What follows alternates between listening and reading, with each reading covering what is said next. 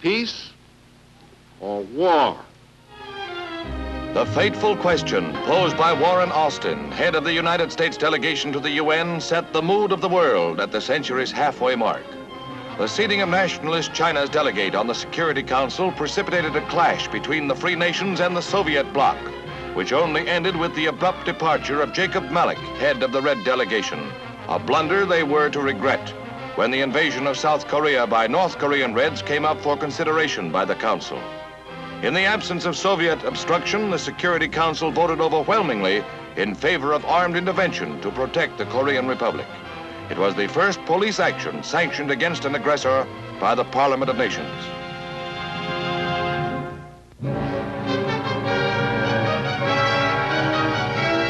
In 1950, men throughout the world learned to look on the brutal face of communism. Berlin, powder keg of Europe, saw a mass demonstration of indoctrinated young Germans on May Day. France was also beset by communist-inspired strife. Red Union members adopted violent methods to prevent the unloading of Marshall Plan aid. And across the world in Japan, America's stronghold in the Pacific, the busy commies were at it again. Students went on a rampage in Tokyo with something less than successful results when opposed by Japanese police aided by occupation military police. But far more sinister to Americans was home front communism. Union Square in New York was the backdrop for these scenes of red violence. From their ranks will come the saboteurs, spies, and subversives should World War III be forced upon America. Underlining the menace from within was Valentin Gubitchev, who received secret documents from Judith Kaplan, government employee. This Soviet functionary in the United Nations was deported following his conviction.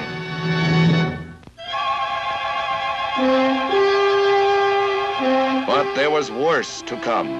A highly trained and well-equipped North Korean army swarmed across the 38th parallel to attack unprepared South Korean defenders. Caught off guard, they were all but overwhelmed until the United Nations took its historic vote to intervene. While the Korean Republicans fought a desperate delaying action, a United Nations police force with General Douglas MacArthur as commander-in-chief was formed. During the early days of UN action, General MacArthur fought a grim defensive battle. His troops outnumbered 3 and 4 to 1. Stubbornly, forces under his command clung to a shrinking beachhead in Southeast Korea, and for months the Allies fought to keep from being driven into the sea.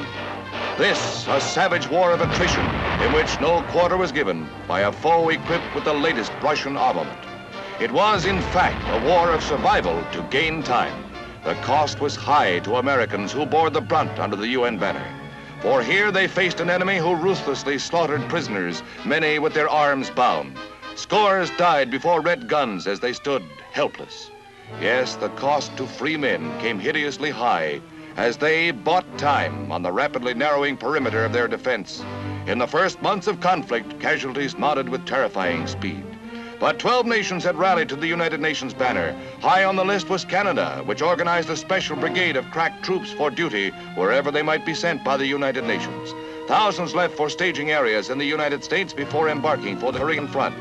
With help of this kind, plus air contingents and ground forces from other nations, the tide seemed to have turned when a brilliant strategic move was made in the amphibious landing at Inchon, port city of Seoul.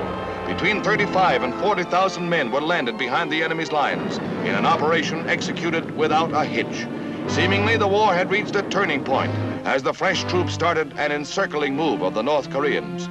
Well armed and equipped, they moved steadily forward toward the Manchurian border under an air cover that hammered incessantly at North Korean supply lines and industrial centers. History may well record that air power spelled the difference between victory and defeat in the opening phases of the struggle. Fair weather and foul, they ranged the skies round the clock, bombing and strafing.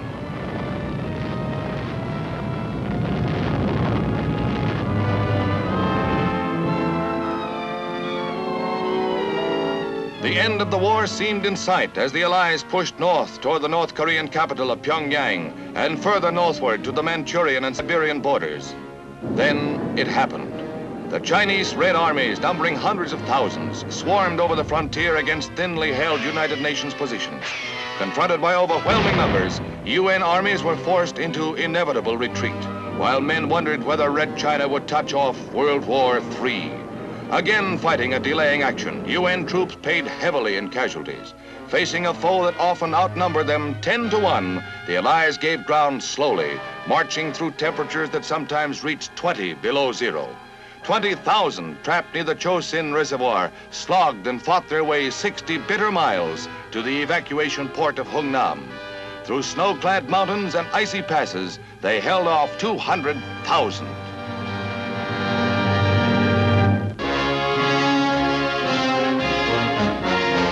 Would the atom bomb be the answer to the Chinese hordes? President Truman said that it was under consideration. On his word alone rested the decision to unleash this awful force.